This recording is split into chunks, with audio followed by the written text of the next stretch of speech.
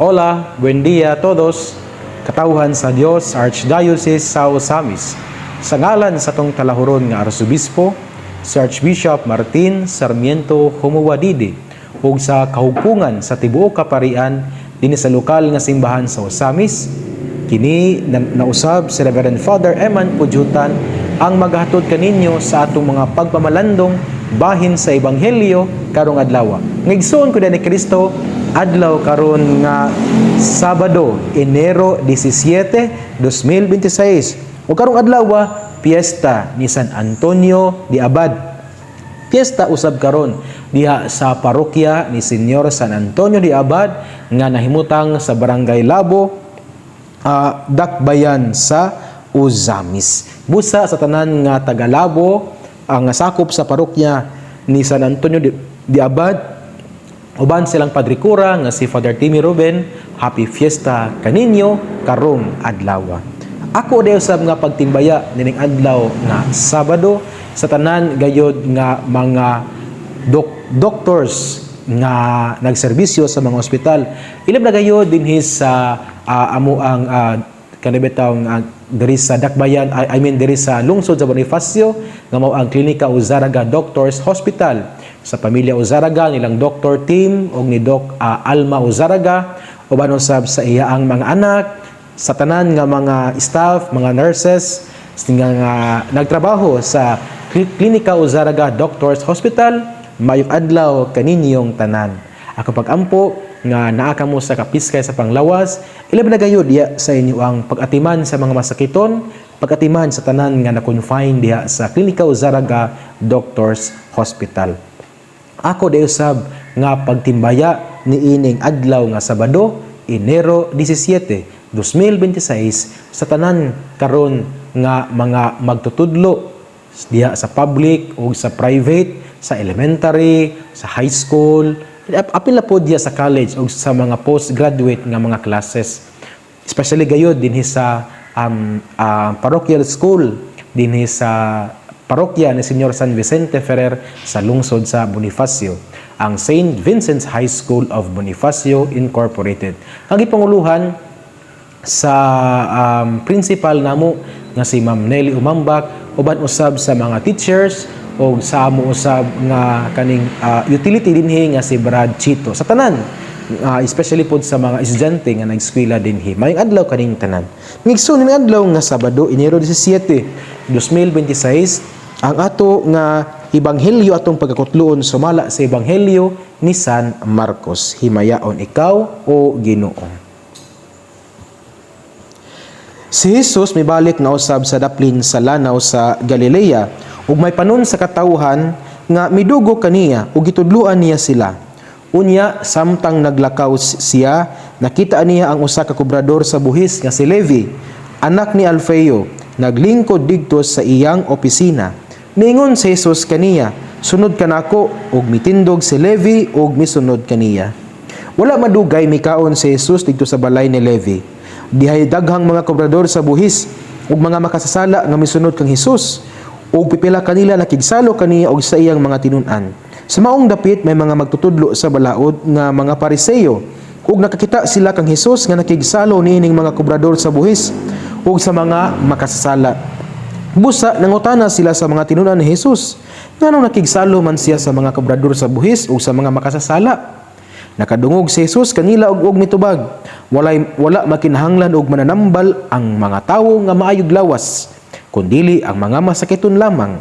Wala ako muanhi sa pagdapit sa mga matarong, kundili sa mga makasasala. Mga igsuon, ang ebanghelyo sa Ginoo. Daygon ikaw o Kristo. Mga igsuon ko ni Kristo, ang atong ebanghelyo di ay karong adlaw atong gikutlo sumala sa ebanghelyo ni San Marcos kapitulo 2 unya bersikulo 13 hangtod sa 17. Din adunay duha ka mga panghitabo sa atong ebanghelyo. Una, mao ang pagtawag kang Levi, o sa ebanghelyo ni San Mateo si Mateo, kay si Levi o si Mateo usara man na siya ka ngalan sa taor, usara na siya ka tawo. Galing lang sa ebanghelyo lang sumala ni San Marcos gitawag siya Levi. Unya sa ebanghelyo usab sumala ni San Mateo gitawag siya og Mateo. Pero one person na sila, si Levi o si Mateo kana nag-refer kang Mateo nga mo ang tax collector. So munay first nga panghitabo. Matthew was called by God. Nga si Mateo misunod kang Hesus. The second scene mao ang katong nangaon ang mga kubrador sa buhis ug si Mateo dito sa balay ni Mateo. Unya kay kani mga kubrador sa buhis were known at their time as karabitong traitors. Unya makasala gid sila sa mata sa mga tao tungod kay mga maro magud po ni sila kay usahay patasan po nila ang pagpaningil sa buhis, and at the same time they were considered as traitors. Why? Because sila mga Hudiyo man pero deserved the Roman authorities. So mura nga they were considered as traitors silang panahon kay although Hudiyo sila, unya they were oppressed by the Romans, pero ang ilang giserbisyoan ang mga Romanos. Pero they were labeled as sinners diya sa katiliwan. Mao bitaw nga sa ikaduhang scene dito sa balay ni Mateo, nangaon sila uban si Jesus. Unya ang mga Pariseo ug mga magtutudlo sa balaod na kana bitaw natingala sila og nakuratan kay si Jesus nakigsalo sa mga makasala. Muna nga kay sa mata nila, kung ikaw makig-uban sa mga makasala, makasasala pug ka. Kung ikaw makig-uban sa mga kanabitawng anaay, kanabitawng anang leprosy bitaw, sangla, kana nagpasabot nga sanglahon pug ka. Again, kung ikaw makig-uban sa mga makasala, sa mata sa mga Pariseo ug sa mga magtudlo sa balaod, you are considered as sinners. Nining nindot kayo nga ebanghelyo mga igsuon. Magkutlo tag pila ka mga punto sa atong ebanghelyo. Una, kani gyud giingon din hibitaw sa ikaduha nga scene sa atong ebanghelyo nga si Jesus nakig-uban sa mga kubrador sa buhis. Nakig-uban siya sa mga makasala ug nakigsalo siya sa mga makasala. Ang mga tawo nga nakita niini, ila ang gi-interpret as dili unta angay nga makig-uban si Jesus. Kay dili man siya makasala, unya makig-uban siya sa makasala. Therefore, Jesus was one with them or was one of them nga siya makasasala usab. Kay alang sa mga Pariseo ug matudlo sa balaod, si Jesus dili dapat siya makig-uban sa mga makasala. Kay kung makig-uban si Jesus sa mga makasala, much more makigsalo siya uban kanila. Therefore, Jesus is also a sinner like them. Kung ato kini siyang sabton sa tuang kanang simple nga pagsabot, mao kini nga mo ni ang mga Pariseo ug mga magtutulo sa balaod, mo ni ang mga tawo mga himantayon. Mo ni ang mga tawo nga pataka og istorya. Mo ni ang mga tawo, mo ni ang mga tawo nga kada bitawng hilig mo gam-agama og isyu.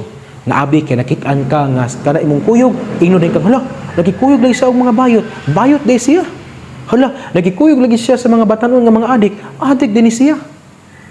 Di ba si Jesus nakikuyog sa mga makasala, alang kanila makasala si Jesus. Kay Jesus was with the sinners. Therefore, Jesus was one of them. Pero dili man nga na magigsuon.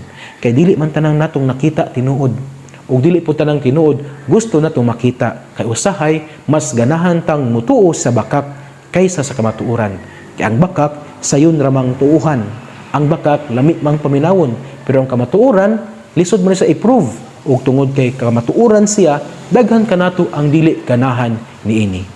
Ako nadumdum gyud ko sa ako ang formator sa seminaryo, siya po ako ang mentor sa ako ang thesis sa masteral sa St. Francis Xavier Regional Major Seminary dito sa Dakbayan sa Davao or mas nailang nga Rimase.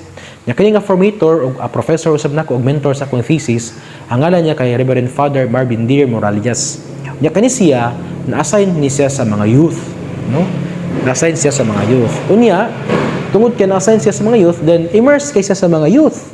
Apil na tanan walks of life sa mga batan-on. Apil na katong mga aktibo sa simbahan, katong dili kayo aktibo, katong mga kadabitawng problema silang kinabuhi. And then iyang gipangkuyugan ni sila. Kada bang kinakatag sila sa kaniyang formation, moto nga nakikuyog siya sa grupo sa mga karabang mga batan-on nga naila kuno nga palahubog sa adtong mao nga kaning lugar. Unya nay nakakita og gibadlong si Father, ingon sila nga Father, ayon na pagkikuyog anang mga kanang anang mga batan-on nga palahubog kay lain kayo lantawon. Lain kay kalantawon Father. Nga makig-uban ka sa mga kaning palahubog nga mga batan-on.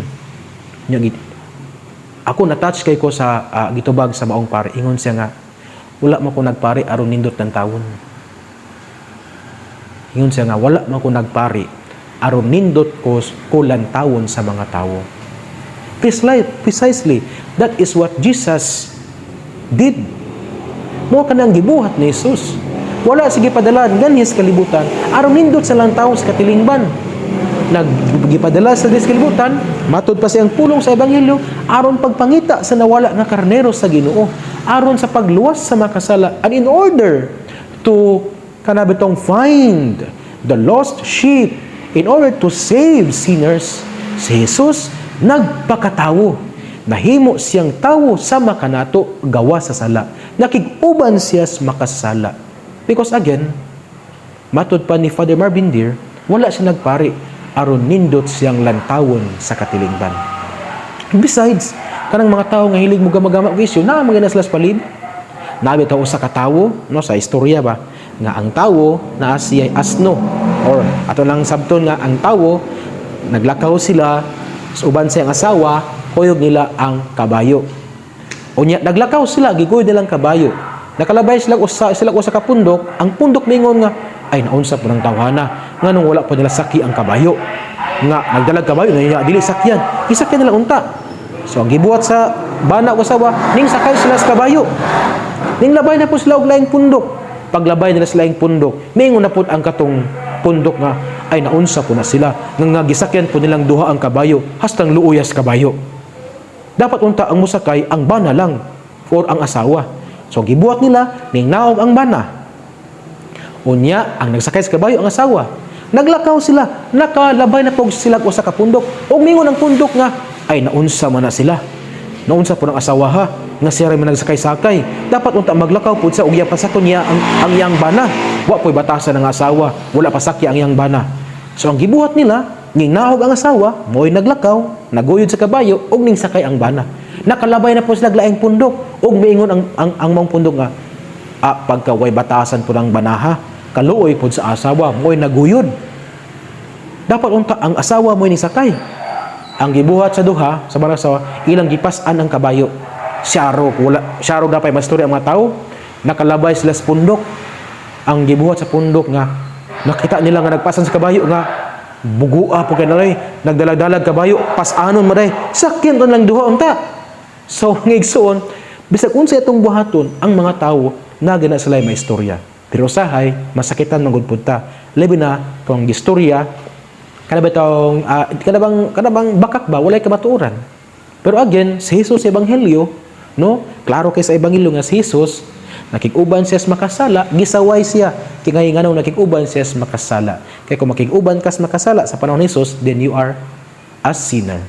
Sama sa usab sa experience ni Father sa atong pari nga kuang kaning professor, formator, and at the same time mentor, ingon siya sa mga tao nga nagsaway kani nga, Father, ay napagig-uban anda kay lain kay kalantawon. Ingon siya nga, wala ko nagpari aron nindot ko lantawon sa tanan. Jesus, remember, Jesus was nailed on the cross. Jesus was bleeding kay siya gihampak.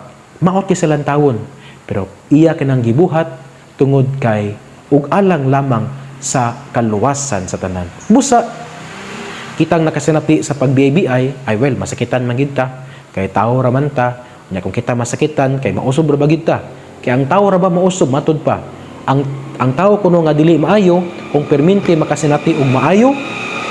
Karabang ang tao nga kaning daotan ba? Ang tao nga daotan, ang tao nga bulyagon, pero ang perminti siyang makasinati og gugma, pasaylo, pagpangga, mausob man siya from being bad person to being a good person.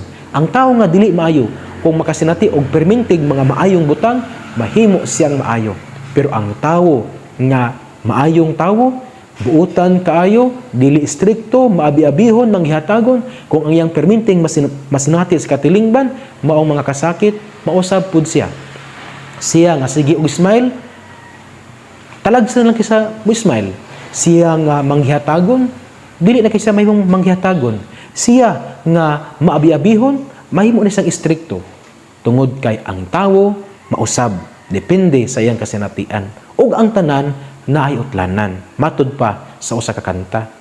Ang pasensya naay utlanan. Ang gugma usab naay utlanan. Kay matod pa ni Archbishop, no, sa diyang dito po ko nagpuyo sa balay sa Arsobispo, ingon gid siya nga ang gugma makatunan, apan ang gugma usab mapatay. Ang gugma makatunan kung ang masinati nindot nga mga butang.